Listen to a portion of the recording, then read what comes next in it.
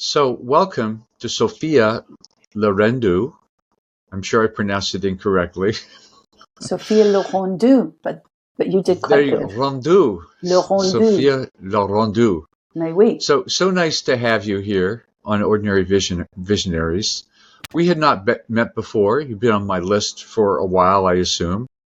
And we've just been talking a little bit about you before we started. And you have an interesting history, background, and practice that I'm really interested in finding out about. So tell us, Sophia, how are you an ordinary visionary? So thank you, Robert. It's a real delight to be here. We have met in your bigger online work, but not as individual or course participant. Yes, I'm an ordinary vision. I have the vision, as they call it, and was it Star Wars? I think that I always did since I was a little girl. See is a kind of maybe misleading word in English. I use the language perceive.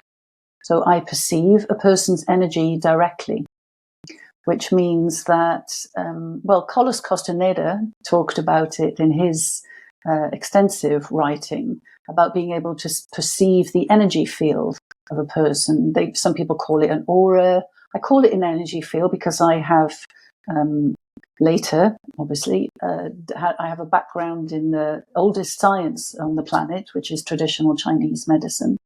But it's more perceiving because sometimes I see with my ears, sometimes I feel with my skin, sometimes I listen with my eyes because there's information that is constantly being transmitted. We are communicating, living reciprocal beings, aren't we? We are. That is what's happening. This is our true nature. And so I was born like that. I happen to think that most people are born like that, and for whatever reason, I never lost that ability to be able to tap in. So a visionary, ordinary. I'm very ordinary. I pay my electricity bill. I eat good food, and I do vote, by the way, wherever I live. But visionary, I see visions in as much that I'm a conscious dreamer. I dream often last night what happens the following day. I pay attention to Really? Yes. For all my life. I mean, but especially the last 30 years, I've had a practice of qigong, which is like the root of Tai Chi. But all my life, and it used to be sort of maybe 4 or 5 times a year, and then it became 30 or 40 times a month, and now it's 5 or 10 times a night that I dream something. I mean, obviously, I don't know that at the time until something sort of occurs the following day. But I've always been aware of this sort of seamlessness of reality. We all live, you, I, everybody listening and going to listen, lives in this kind of societal world that I've come to perceive, realize in lots of ways that it's kind of like a simulation, like being in a goldfish bowl a little bit, because when I'm not in that, I feel like I'm in the natural world that was divinely created, and however that whatever that means for people, something that was sourced from a benevolent source of creativity, of something that is perpetually evolving.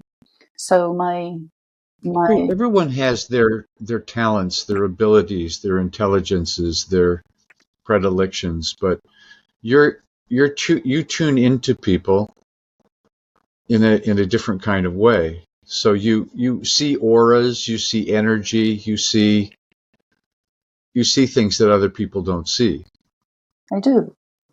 And that was very confusing as a child, because somebody would, very often people would speak, but what they were really coming from was somewhere quite different. Their intention of what they wanted to say and who they were really being.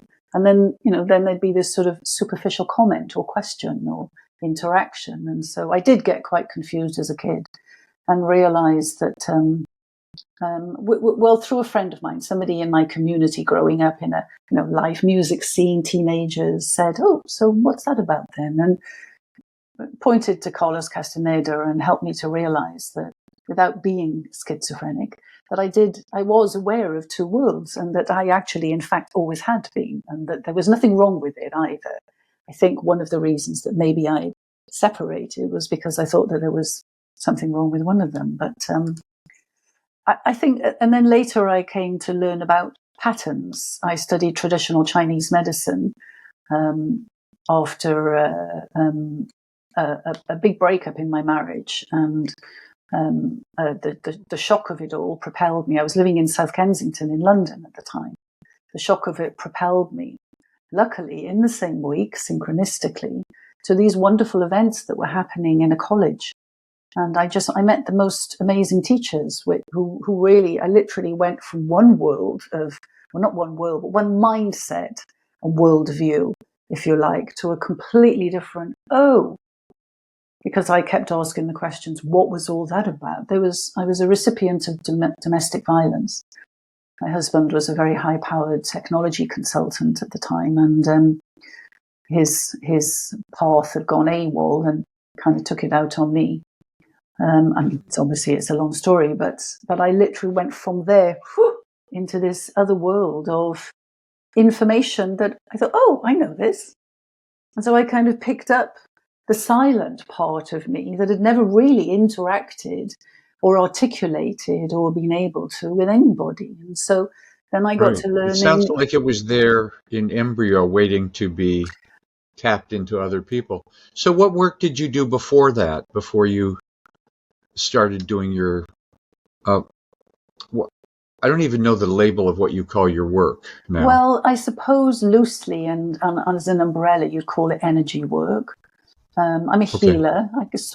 Different people I say different things to, because it's certainly, there's nothing generic about it in as much that it's very individual. So soul healing, I'm an intuitive healer. It comes from a place of intuition. And before that, I'm a qualified language teacher, and I worked with adults, international adults in business settings, to be able to help them communicate effectively what they wanted to communicate, usually in business, but also academia. And all my work has always been international. I've always felt very connected globally to the whole world. I don't see a divide of boundaries and all the separation that's become very apparent. But you were born in Wales, right? I was born in Wales. I left in 1987. I just came back last year. So not really by design, but I'm listening. I have a life of being kind of intuitively guided, I think, to maybe where I'm next needed. That sounds a little bit like Doctor Who. but I'm listening. It's not about a plan. I'm not following a career path. I'm not thinking, that'll go nicely over there. And I know what you mean. Yeah, you're following your intuition or higher power or whatever, or your feeling, not just your head. Yes, absolutely. And as a whole body experience as well, because it isn't just what I think or feel, or just about my instincts, or just about my intuition. It's the whole package. I recently designed a schematic, apparently it's called, where in the center was our perceptive faculties, the center of our perceptive faculties, which of course is around our unique awareness. And then comes out to these different faculties that we have, which are sensation, physical sensation, feeling, thinking, imagination, instinct, and listening. If we think of all these things as faculties, they build our perception about how we receive. I mean, I could add to that on the sensorial part is my skin is very sensitive. I feel things move through my body in a way that almost like a jacuzzi type of sensation of I don't give it a label, but I do listen to it, and that will come up either in the conversation when I'm with a client, or maybe later, maybe before. There's been a lot of precognitive meeting of clients that I dream about them the night before I actually meet them, and I'm given information by the dream time. Yes, it's Wow. there's a whole world. Psyche is not limited to me. I think imagination isn't limited to me. There's a realm of the psyche that, and if those people have reached out to me and booked an appointment and whatever, then I'm receiving. There's this reciprocity of an exchange of information that. Yeah. So if one person can have that kind of sensitivity in multi-dimensions, I suppose it's not everybody has that degree of sensitivity. But the question that pops into my mind is, with that kind of sensitivity to life through all your faculties, even into sensing what someone is like before you meet them, which is interesting.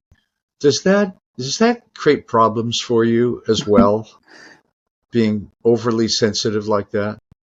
Well, I can obviously only answer that question with hindsight, and because I realize that what I've learned, a lot of what I've learned, has been to be able to manage this level of sensitivity that now I can articulate because I have the language. In traditional Chinese medicine, I studied 4 years to become a practitioner and 3 years as a teacher, with the application of Jyutsu. But if it's not on your menu, then it's very difficult to be able to interact and explore something internally. And I found that instead of looking for answers, I don't think I ever really did that. I mean, I probably did when I was younger. We all want answers. We want clarity. We want point me in the right direction, sort of thing. But because I was able always to ask a good question, rather than going to a point of a solution, I got led somewhere that was more of a journey and a whole experience, so that all of me would come into a place of, oh, I realized this, and then maybe I'd plateau for a while, and then something else would happen, and maybe it was a fall. Got to get out of this. How do we do that? But in a way that provoked or promoted, I'm not quite sure of the right word there, but all of me to listen, in this way that I'm not just a thinker. I can't just think about things. I don't know if do you know the work of Ian McGilchrist, the guy who was talking about The Matter with Things is his latest book that he published now. I'm not 2 familiar years. with that person. Wonderful. No. So he talks about the difference of what's the first name? Gilchrist is the last name. McGilchrist. Ian Gilchrist. Ian McGilchrist. So he's British. He's living in Scotland at the moment. He is an Oxford scholar initially, who came to his own personal deeper inquiry in the study of literature, because he couldn't quite, and I mean, I'm paraphrasing and this is my interpretation, but he couldn't understand these incredibly expert and intelligent people dissecting literature. And what he felt was, when you need to look at the whole thing. There's no point looking at something in fragments. And later he went on to study psychiatry, because he'd come to realize that there were 2 hemispheres of the brain, and that there was a very sort of, I think, relatively undefined use of each. And he studied so that he could explore. And he's just a remarkable person. And he's given loads of interviews. The McGilchrist channel is his work. So the left brain is a linear thinking, puts things into compartments, number one, so that they can control and manage. But it's a linear thought process, and thinks that it's the only hemisphere on the planet. The right brain, Right. however, perceives things in wholes and knows that the left brain is a really valuable part. But the left brain doesn't want to Right. know. And the right brain is saying, hey, come over here. And I think I was born as a very right hemisphere sort of person. I mean, not all of me is all of the time, because I went to school in a left brain, teaching system. My sort of home education, call it, was along those lines as well, and so is most of the rest of society. But Ian McGilchrist, Iain McGilchrist, is really worth looking out for, because he's when we look back in not 50 but 15 years time, he's going to be one of the instrumental people in helping people to see where we've gone, when we've taken the wrong turning, and where we've ignored our own innate ability for self-care and care, genuine care for others. He's really pointing to this hijacking of the left brain. And once it starts, it's very difficult to stop that. And because it's built systems of control, look where we are. Yes, look where we are. Yes, planet Earth is in an interesting state. I'm interested to know if because this is an interest of mine, I've always been attracted to books and movies, especially, that have a mystical quality to them, like The Lord of the Rings. And I'm watching The Rings of Power right now, which is are you? Is it? I've been saving it for after Halloween. Well, did you see the first season? No, I haven't started any of them yet. There's 2 seasons. It's fantastic. Okay. Fantastic. But everything like that, Harry Potter, I didn't think I'd like Harry Potter, and then I read the books, saw the movies. So there's something in me that loves the magical, the exceptional, the deeper stuff. And I've studied spiritual teaching since I was 18 years old, so I have that interest. But I'm also very much a left brain kind of guy, very organized, very disciplined. But we need so both. there's we we obviously do. Both. Yeah, that's why it was designed like that. Yeah, you get a sense that some of this literature is really, giving you a message that there's a different kind of reality. It's often the fight against good against evil. That whole dynamic is very big in those kind of books. Anyway, so how did your healing practice come together? Who were your first clients? How did that decision come about that you'd start working with people that way? It was all very organic, just like the rest of my life, as I mentioned. Right. Actually, I met Reiki and Jyutsu in the same week. That's extraordinary. Really? Now, looking back on it, from 2 completely different avenues, literally in the same week, in the first week of October 1999. And in about a year later, one of my neighbours came to me. I lived in Andalusia at the time, just underneath the foothills of Mijas, the big Mijas mountains, about 2 or 3 kilometers back from the coast. And he came. We'd already, there was just sort of very quiet. I'm a sort of private person wherever I live, but he'd heard about me. I don't know how. And he came knocking on my door, and he said, I wondered if you could help. He was like 20, 30 years older than me at the time.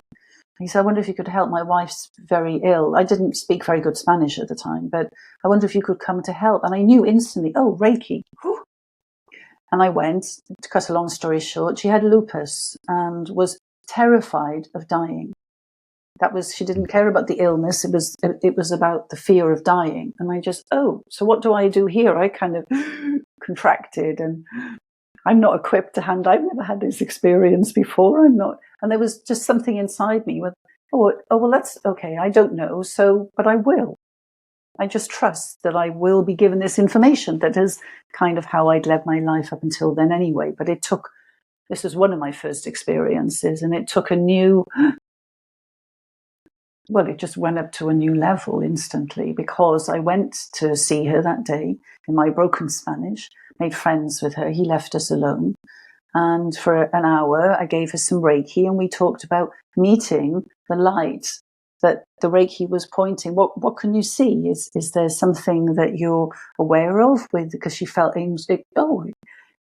tus manos son tan calientes. Your hands are so warm. And there was immediately a sort of a presence and a light in the room.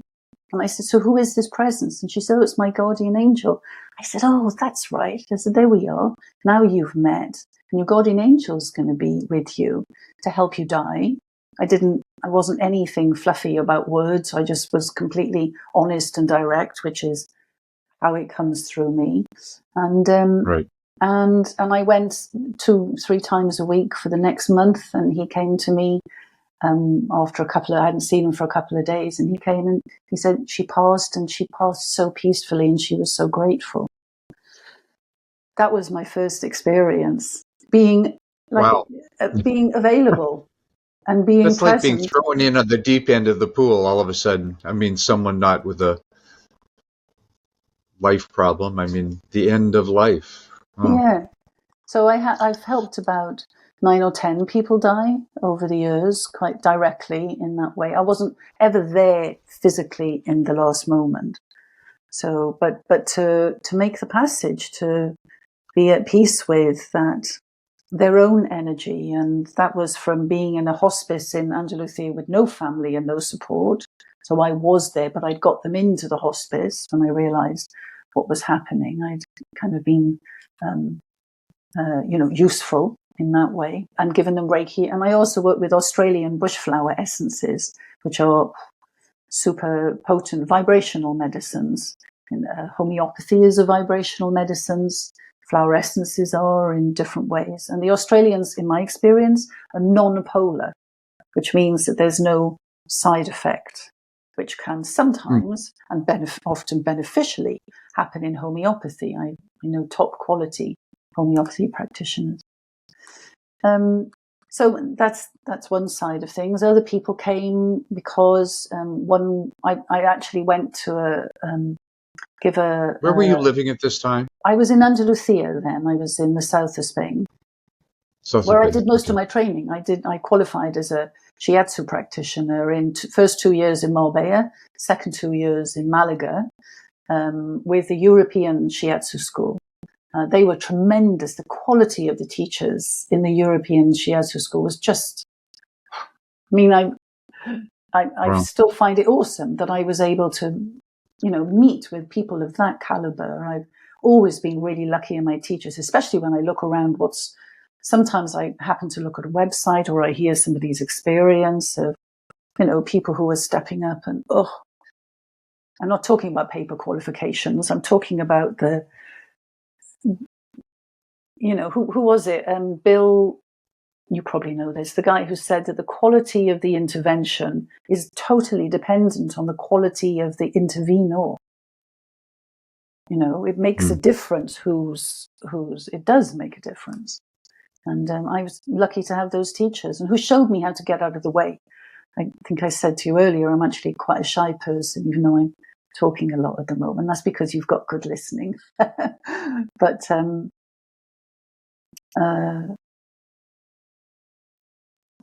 I think it's important to be able to tune in. But part of my training in Shiatsu, and in the first quarter or the first hour and a half of every class, was to teach us qigong, of ways to help us look after our own energy, that we come from a place of empty, nothing, stillness, grounded, embodied presence, to be able to really listen to a person and not just to listen to the words, but to listen to what's really going on. So, Sophia, tell me some stories. I mean, that first story was a very powerful one. Tell me some other stories of people that you worked with and how you worked with them and what was that like and what happened. Because it's hard to sometimes some things are hard to grasp conceptually. I mean, you're trained in shiatsu and qigong, but it's the stories that I'm really interested in. Okay, so I came back to Wales for a summer, and I found a beautiful sports club in a stately home, a sort of famous fancy gym, call it. And I asked the marketing manager if I could go and give a presentation to the ladies at coffee morning. And with a room full of 20 people, I asked for a volunteer. I worked with a futon on the floor, so I'd set up with a semicircular chairs, and we'll talk as we go, but don't always expect an answer immediately, because I was going to be working at the same time. And a woman showed up and intimated to us, some with written word, some with whispering, like this, that 6 months previous, the specialists had told her that she'd never speak again because she'd completely lost all power in her voice box, and all of the muscles, the whole mechanism had gone. Through stress, through all sorts of, there were some chemical things as well, thyroid issues. So she sort of told us this, wrote some things down, that she was speaking like this with no sound coming out of her voice. And I worked with her for about 30, 40 minutes, sometimes answering questions, usually answering questions. But just before I put my hands on her, somebody said something to me about how will she feel if we ask questions. Is it okay? I said, oh, it's fine. She'll be underneath the Reiki bubble. She won't perceive anything that we're doing. And don't worry, by the time she gets up off the floor, she'll be dancing and singing. So I worked for 30 or 40 minutes, answered questions where I felt like I could.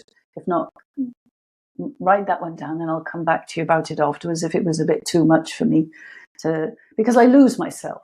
It's something like a good chef does, like a good sports person does, like anybody who's in the flow loses themselves within there.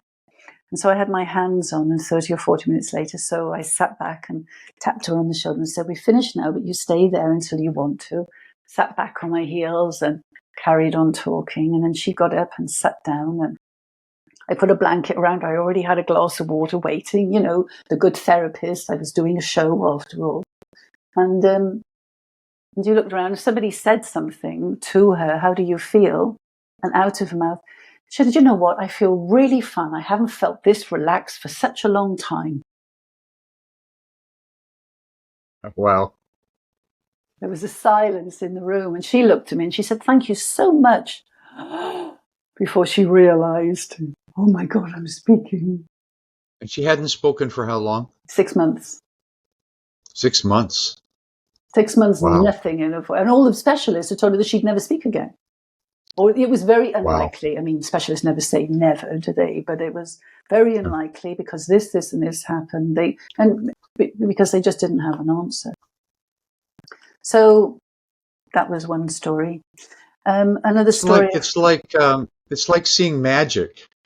I mean, what we were doing was at a different vibrational level that somehow did what it did. I mean, you weren't going through any logical thing that she had to do, no effort that she had to make in the process. No, but there you are. But I do have super sensitive hands, but also now a perception of the patterns of energy in the body. So before we were a physical body, we were a blueprint. And that blueprint designed an energy body that constructed, quite literally, our physical body. So we have an energy body, a mental body, an emotional body, and a physical body. And our physical body hangs within this kind of frame. It's when I see an aura or perceive an aura, it's within this kind of luminous bubble of light, of energy. And sometimes there are places that are like really stuck like sticky cobwebs. And other times there are like traffic jams or, blurry or something really thick and sludgy that just wants to be opened up. If you think of it with just energy, In meridians, in the traditional Chinese medicine, the energy systems are like a railway network of the whole of Great Britain. It's all interconnected. And if there's one traffic jam, there's going to be another traffic jam and another and another. So you go to the heart of one traffic jam, you extract the broken down lorry, and before long and quite quickly, things will start flowing again. And so we're not a symptom. Western medicine treats symptoms, which are, I'm nothing negative about it at all. It's brilliant. There are miracles, and it's absolutely extraordinary what Western medicine is able to do. But it treats symptoms. And what the traditional wisdom, ancient wisdom teachings in the medical medicine men, if you like, and women, obviously, is to go into a pattern. We see what's going on in the patterns. If you think about it, traditional Chinese medicine is somewhere in the region of 5,000 years old, because they started writing the Yellow Emperor's Classic. It's a long time. It's a long time. That's 20 times older than the United States. Think about that. Wow. So that was some awareness and listening to what's going on in the body and how it was, how the energy of the body works in patterns. So I learned it as a theory in a very practical way, and I realized in that experience, I was 30 years old, I realized that I was a kinesthetic learner. So when I watched my Shiatsu teacher giving a practical demonstration to the group of what he was doing with one of my fellow participants as the body of the evening or that particular lesson, I actually experienced both the hands of my teacher and the body of the practitioner, of the recipient. So that meant that I was kind of learning as a double whammy. And how I started working online actually was a great friend of mine who was going to have some really invasive surgery to her eyelids. You don't get much more invasive than that. And she asked me for help. We've been friends for about 10 years. A friend of mine in Nebraska, Omaha, Nebraska. I worked with an American team for a while there. And she asked me to help support her before, during, and after, because she was scared about going into it. So we did a mini program, and there's like a package of 5 that I do. And she booked a second because she was amazed at how quickly that not only that she went in with no fear, but how she recuperated. It was the second time she was having the operation. I hadn't known her the first time that she'd had it, but all she remembered it was horrific. So we did the pre of doing work together online. She was in Nebraska. I was in Barcelona at the time. I met her 2 days afterwards where she was just so like this. And we did some creative work together with hands, breathing exercises, working with chakras. And she was able to use her hands. She was able to do things to move a little bit.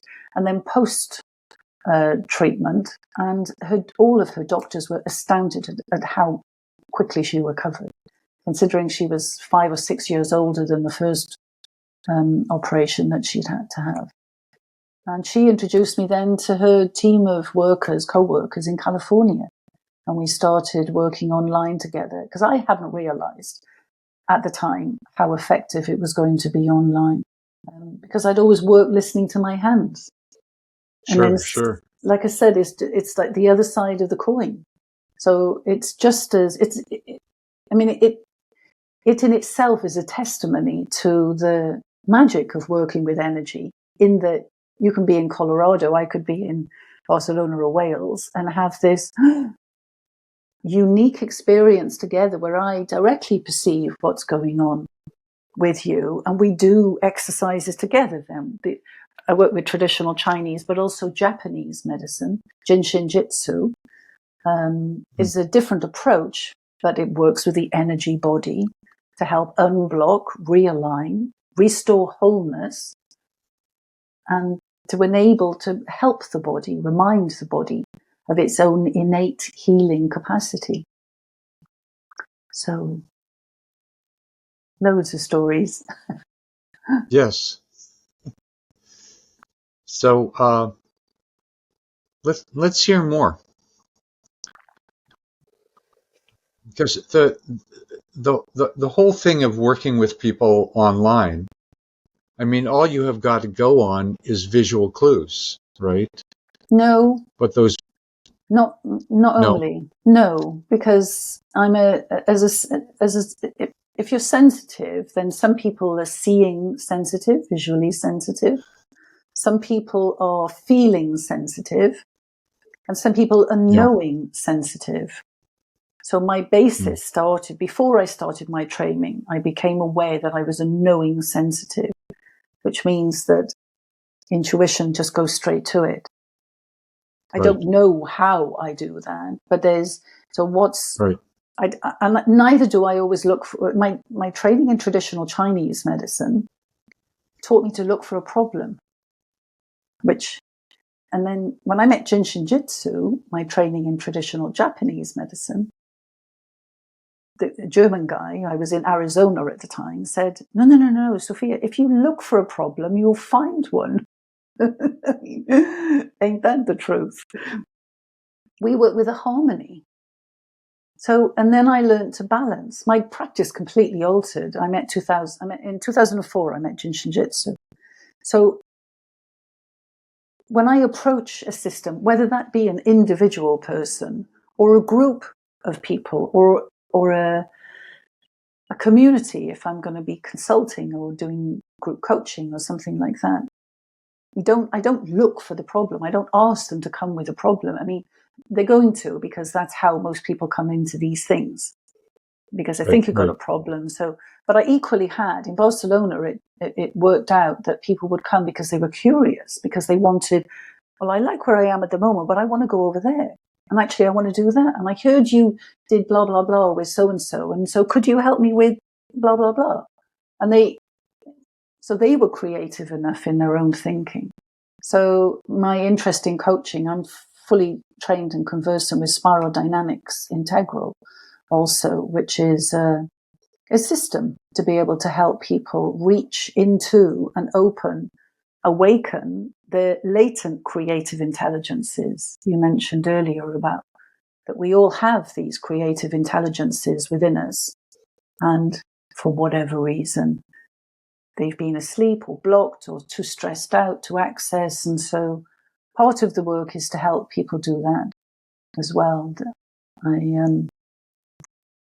Brings to mind a woman, Catalan woman, who was wanting to be a director in one of the big six in Barcelona, and there was no way she felt that she was going to make it, because it was a completely dominant. What's the big six? The auditing firms, Deloitte, Oh, PricewaterhouseCoopers, sure. those McKinsey. I don't know, they might not be six anymore, but they used to be called the Big Six. My Sure, frame yeah. of reference is as the Big Six. And she was, Joe, there's no way I'm going to make it. Because I asked her what her dream was. What do you really want? What is it? Well, I'd love that, but I might just want to kind of settle for this. I said, oh no, we don't do settling. And we worked, and she wouldn't do her homework. She didn't want to do her homework, but she came every week and had sessions. Either she came to me or I went to her. She was a single parent, and she did. She was the first female partner in that firm. Female director. She was already a partner, or the other way around. And what kind of work did you do with her that So breathing I mean, it's exercises. complex, I suppose. Breathing? Breathing exercises, which she did practice throughout the week. And Yeah, then yeah. one of the techniques I use is to help people reduce the internal dialogue. Because one of the biggest obstacles that we all have is that we get in our own way. I think we No know that. kidding. Yes. So this technique, Yes. your first lesson in somatic awareness is just here. There's a meridian line that comes up here, and just touching in the fingertips is is enough to, and then relaxing your arms, 10, 15, 20 minutes is enough to begin. If you do it on a daily basis, is enough to radically reduce the internal dialogue. You do that every day for 20 minutes for 3 weeks, you will notice a difference in your life. I don't know what that difference would be, but there will be a shift. It brings home dispersed energy. It comes back in and calms. The Chinese and the Japanese actually say that the mind lives in the heart. So if you calm the heart, the mind has room to move back out into the awareness that is our true self and orientation. Not being confined to the monkey mind, as my California clients call it. Yeah, let's talk a little bit more about that, because that's been an interest in a study of mine for a long time. Of who we are essentially is awareness, aware, here, now. And yet that's clouded over by the mind, especially, ego, fears, doubts, all that kind of stuff. And we think we're that stuff. Oh, I'm this kind of person that can't do this. I encountered this a lot. I'm working with clients over the years. It was like they wanted to get out there and connect, and yet they were held in with fears and doubts and insecurities and all that kind of stuff. And it sounds like your work is a way of coming into your presence and awareness. Am I making something up, or is that in the right direction? Spot on, Robert, really. And it's lovely to meet somebody else who's been courageous enough to do the work, because I'm well aware that it does take that courage to take the one step for the angels to take us the other 99. That's what happens. You get on that.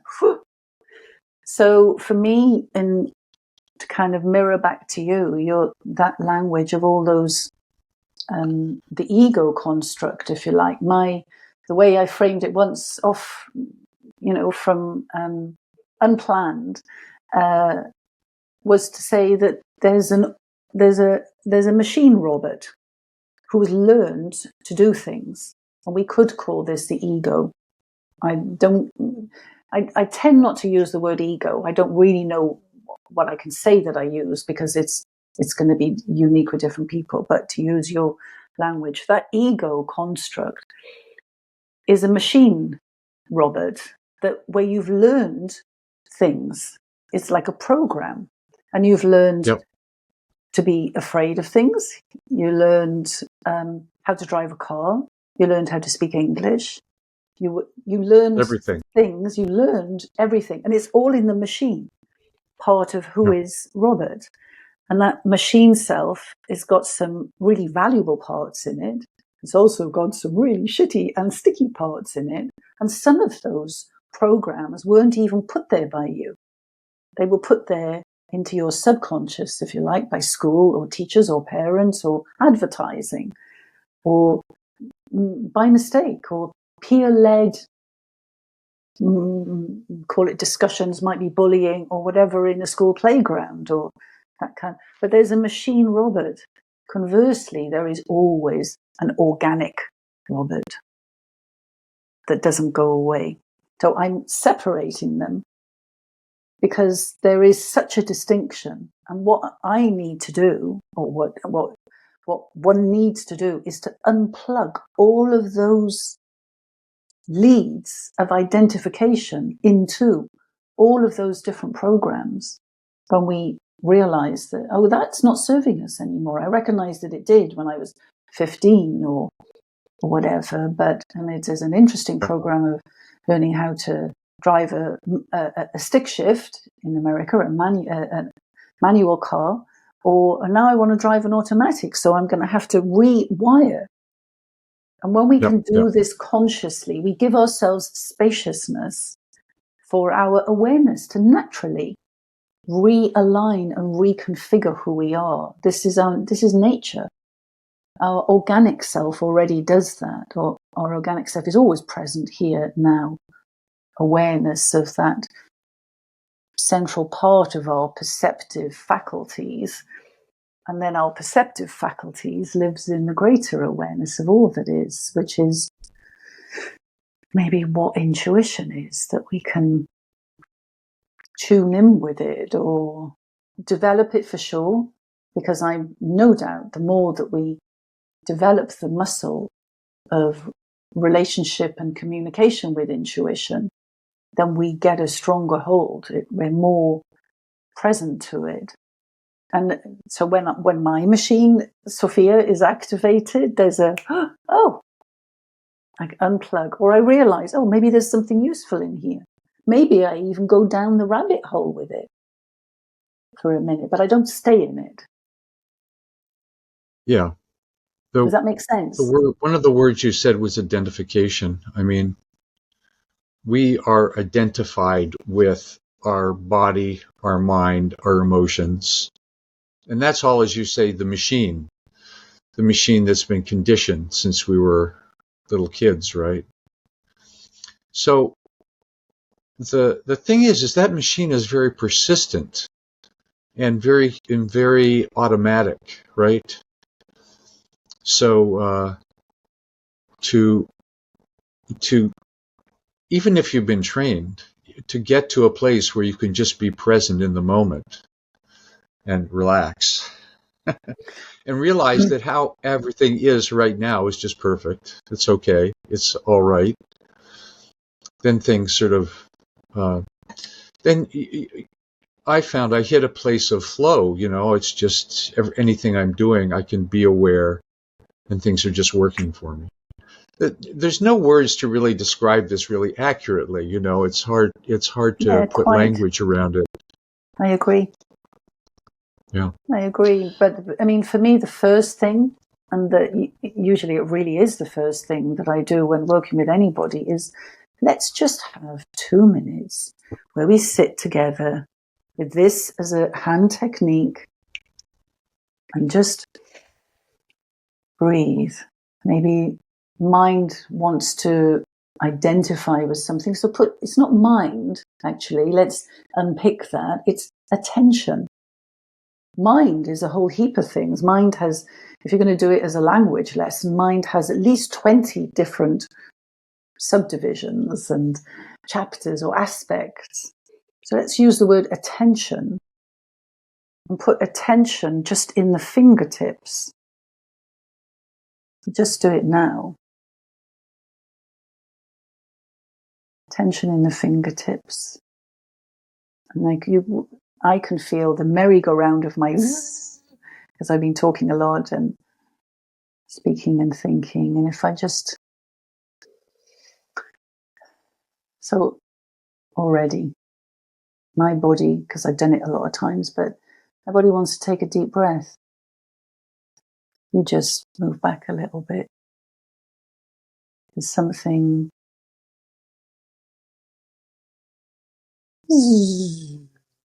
something that wants to... Oh, so what's this then? It's like curious. And then there's a bit of a pause, a plateau.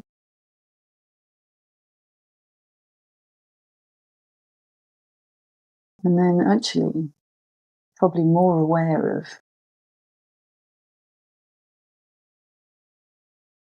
this, the chair that you're sitting on.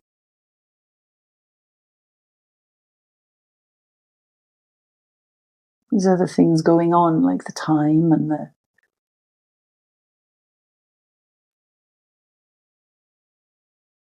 When you use this technique for 20 minutes every day, you will, I guarantee you 100%, you will find that your attention comes back into your body. And all that dispersed energy that we don't realize is dispersed comes home. Well, the tone of my voice has changed as I'm doing it now. I can feel my lower belly becoming more full. The energy from my shoulders is dropping. I hadn't realized that I was tense, but what do you know?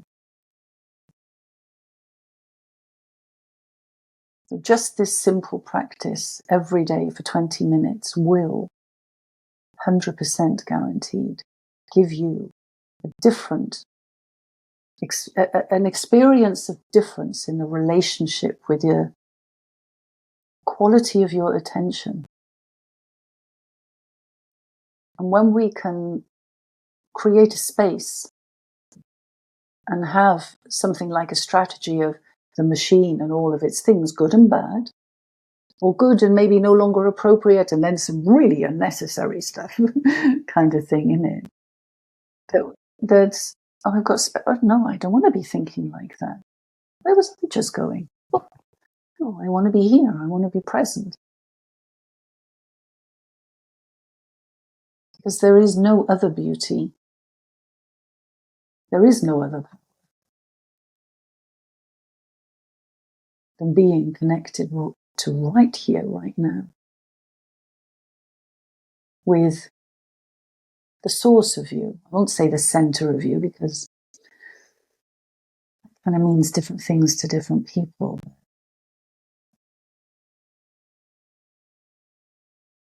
I invite you to practice. I'd love to have your feedback, or anybody else who wants to feedback after they've practiced and would like more.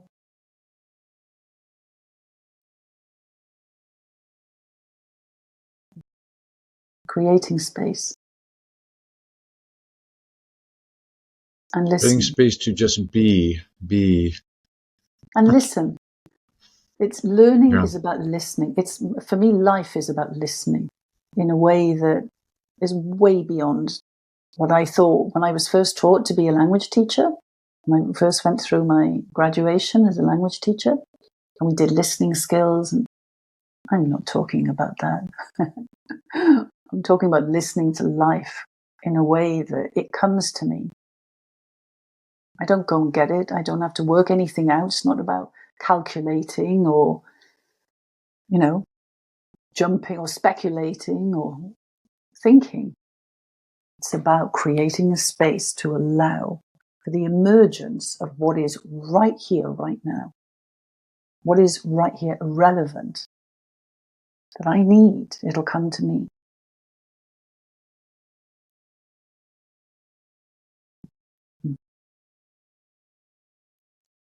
I know what you're talking about. We have patterns of mind. We have patterns of everything, but patterns of mind, of thinking. And yet we're not aware of our thinking. We're lost in our thinking so often. So I find myself, and usually it's something triggers it, a memory, interaction of this or that. And all of a sudden we find ourselves blaming somebody or running, blah, blah, blah. But, I've gotten better at just noticing it and going, oh, I don't have to pay attention to that. Here I am.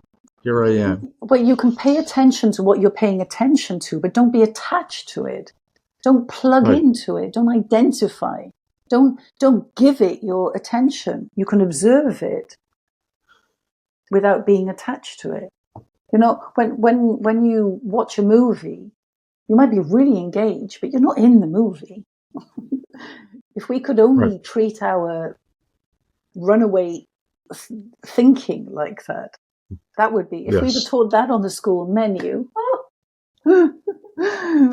within 5 years we would change the nature of the mindset of people who were going to work and making these important decisions. There's a difference.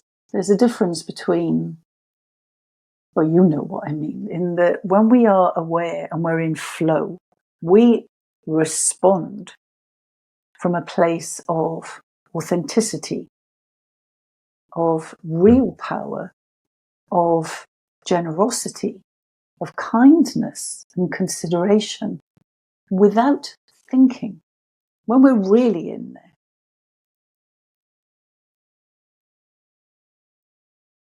And that's people's choice. And well, we can't think about it. So this is a key. This is a practical, actual key that works. You don't have to believe me, anybody even. Just, I invite you to, it may not be on the first instance. Like, make a commitment. I'm going to do this for 20 days and see what that wild Welsh witch from Wales was talking about. The wild Welsh witch. It was a label that quite a few people from multiple cultures. In fact, I think it was a brain surgeon that I used to know in Andalusia many years ago. Dr. Rafa, his name was. He was a brain surgeon, and he was a remarkable man. He was born in Jerusalem. He was a Sufi.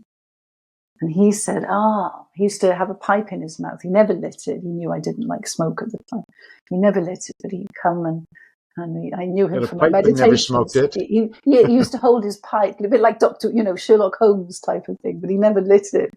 And he'd sit and he'd say, "Oh, yes," and just kind of be there and sit in the moment.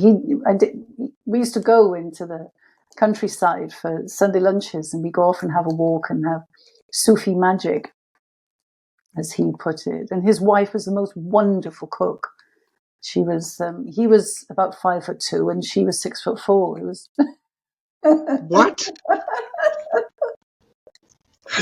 Honestly, 5'2" and 6'4". That's crazy. They were remarkable people. So yeah, I've had amazing teachers. I've had, people who have been conventional teachers in traditional Chinese and Japanese medicines. And Ruth White was my chakra teacher, who was just amazing. Chris Jarmy was my qigong teacher and the director and founder of the Shiatsu school, European Shiatsu school. Everything that he ever touched was blessed with some kind of Buddha quality. You would have to see it everywhere I went, everywhere he went, everything he touched was not by design, not because he intended it, just his nature and what he was here to do. He was able to share it.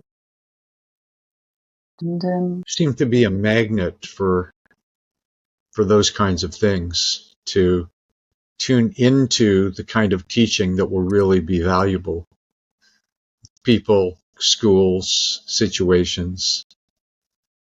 And you just know. It seems, this is valuable, this is good. Listening.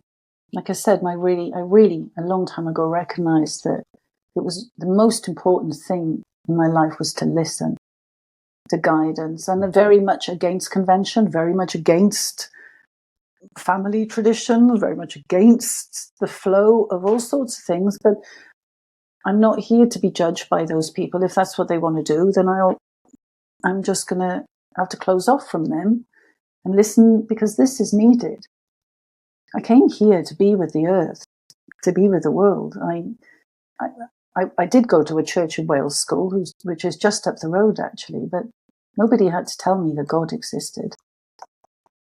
I was fully present by the time I got to my church school at 5 years old, that there was something else happening constantly and benevolently. I'm very lucky in that way that I had those experiences. And I think my life's work, probably, I'm just realizing even as I say it, is to help other people tune into that in themselves. It's not about my way or Robert's way or Chris Jarmy's way. It's you tune into your way through your... And that's what I teach online, especially one-to-one, is helping people with... There's about another 5,000 different techniques that I use. That's to help people to increase their discernment for leadership. Lots of leaders are confused. If they could just come home to themselves, upgrade their discernment, they're already the expert. I don't know what they do or how they do it, but to help them be who they really are without the machine. You know, the machine leader, it gets in the way of the organic leader. If they're truly a leader, you know, and not just a self-proclaimed powerhouse of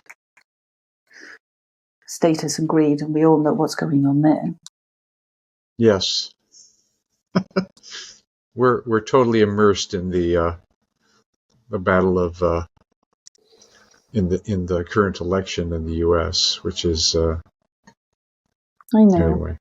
Well, I hope people will find calm and solace in their own sacred space of coming home to themselves. And I mean, we're going to get washed up in the chaos and the tides and whatever of it, but at least 20 minutes a day, come home to yourself and build resilience, and build capacity to be able to support yourself, and then therefore be a better leader for your family or community or business or whatever it is, to be at home in yourself and to trust in this power that is your birthright.